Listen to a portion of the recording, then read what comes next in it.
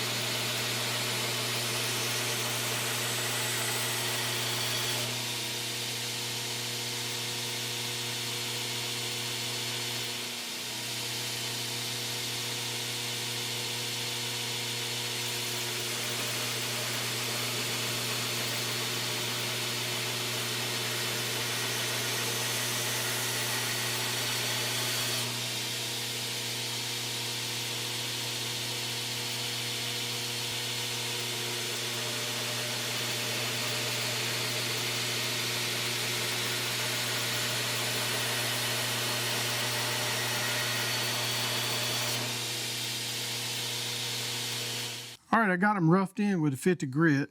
Now what I'm going to do, well, I got a fresh 120 grit belt. I'll probably use 2 belts per blade. I like to use fresh belts when I'm cutting these bevels. You want good smooth. You don't want to burn your edge.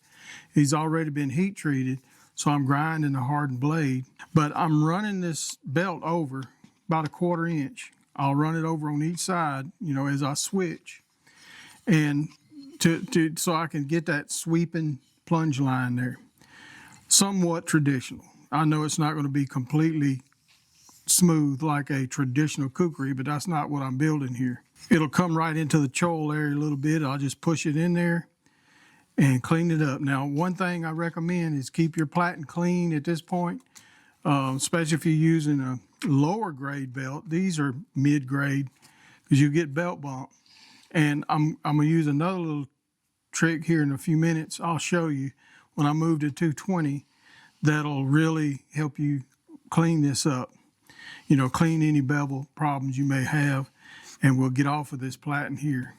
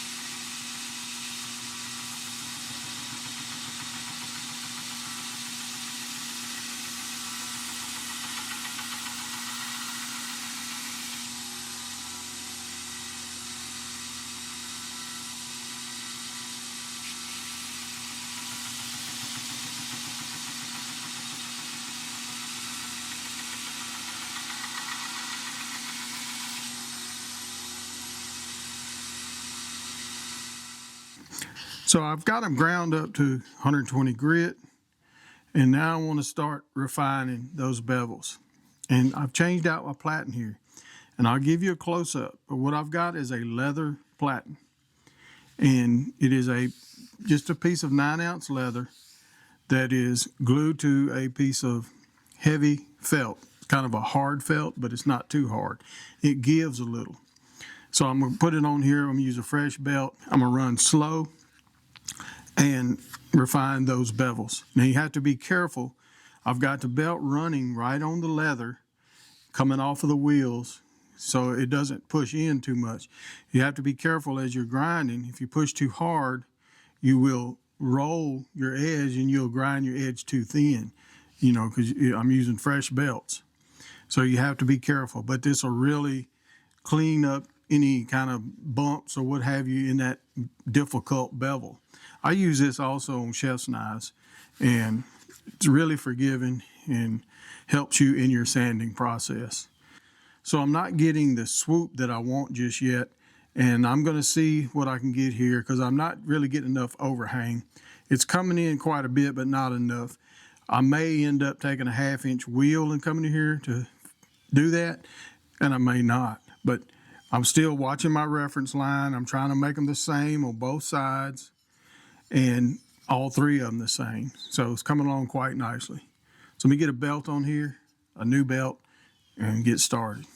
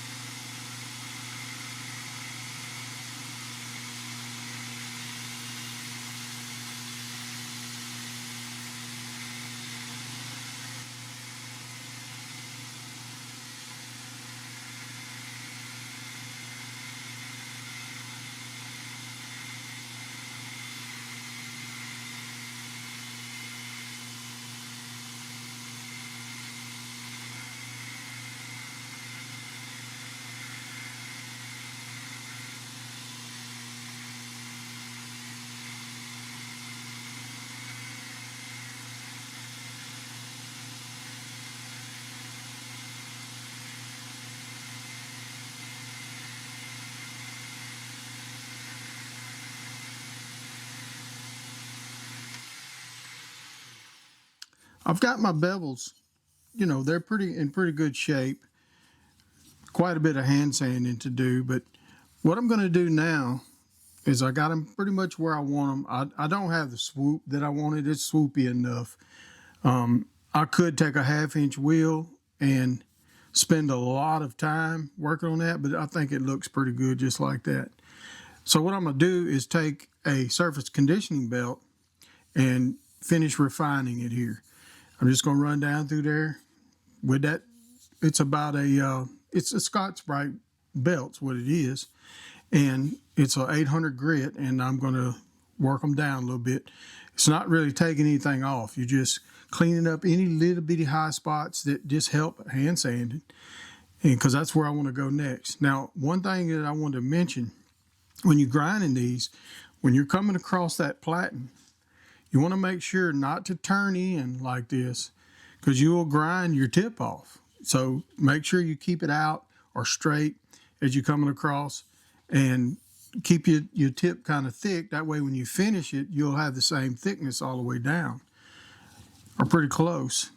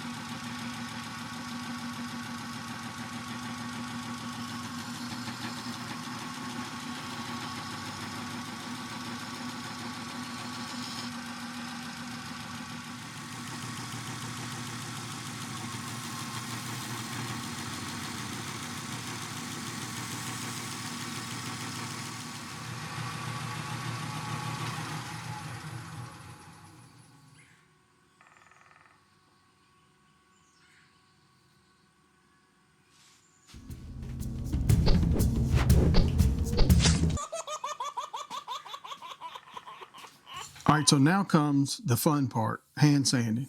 But there won't be a whole lot of it because the finishing belt does a really good job, cleans them up, gets them good and even. You've got a lot of forgiveness there. Come out great. I mean, they all look real nice. So, I didn't get the swoop that I wanted there, but I mean, I could spend some time, like I said, and cut that in with a wheel. But I actually like this. I mean, it looks good to me. Let me know what you think down in the comments. Everything come out great. I will be putting a false edge on here, but not too thin because they'll be using these as camp knives, I'm sure. The sheaths will come with ferro rods and that kind of stuff, so I'm going to leave this edge sharp here where they can strike them. And, clean them up real nice, but that false edge will really dress it up. I'll do all that after I do the hand sanding, finish the flats, and start working on the rest of the blades, but really come out nice. But just remember the tips, that I talked about, keeping off to one side. When you're doing a recurve like that, if you go straight across, you will dig in right here. And you want to sweep and stay to, kind of cant it a little bit and use one side of that belt and cut it, at least for me. And don't turn in at the end or you'll grind your tip off. You'll shorten your blade. But I hope you got something out of this. And if you'd like to see me finish these, I'll be doing that in the next video. I want to thank my patrons. I want to thank you for watching. We'll see you on the next one.